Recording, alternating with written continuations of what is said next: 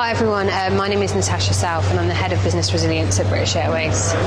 So what I find working in aviation is your career very much goes in milestones and you have different journeys and different chapters. So I would say I have a couple of key milestones from the different parts of my career that I've had. So I started out as crew, and I guess my first highlight was the first time I was a senior crew member on a 747, and that's still, even with how senior I am in the organisation now, that still sits at one of my highlights. I used to work in industrial relationships and I was a big part of the creation of BA Euroflyer, and that was a big thing to see that now flying. And I guess the most recent one for me is I look after all of the contingency planning and instant response at British Airways, and I led the BA response to Operation London Bridge, which is the unfortunate passing of Her Majesty the Queen, which was such a huge part for us in aviation at the end of a very difficult time, and I think that was a real career highlight for me, although it was very difficult at the time.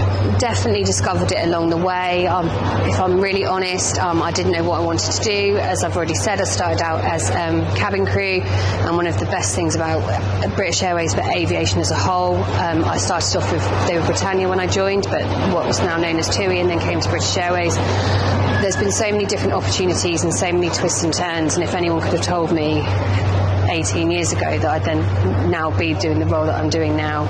So definitely discovered it and fell in love with it along the way. So I work in business resilience, so my role is definitely dictated by what is happening in the world around us. So I would say 50 to 70% of the time my day goes completely out the window, and my sole focus is managing the BA corporate response to whatever the incident may be, whether it's a significant geopolitical event, a significant global event, or just operational disruption here at Heathrow. If I'm not managing crisis, which is a huge part of my role, we're planning for it and looking at the strategy that makes us more robust to respond. I think there's loads along the way, and there's lots of different mentors and people I've come across along the way, and lots of things I would take from lots of different people. There was someone I worked with in my previous organisation who really taught me the value of always giving people your time.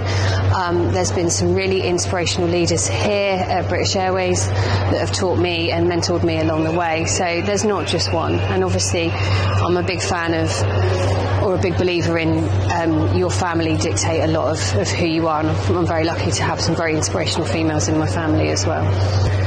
So I think there's loads of misconceptions about working in aviation. I think it's one of the most interesting places you could ever work, and I've done lots of different jobs along the way. Every day is really interesting. The complexity of working for in aviation is incredibly interesting. And I think there's also, especially in my world, in the operation, there's a lot of conception that it is a very male-led industry, and I'm not going to lie, sometimes I am the only female in the room, but I'm never made to feel like it, and my voice is always heard. So this definitely isn't a male-dominated industry anymore, even if statistics say it is.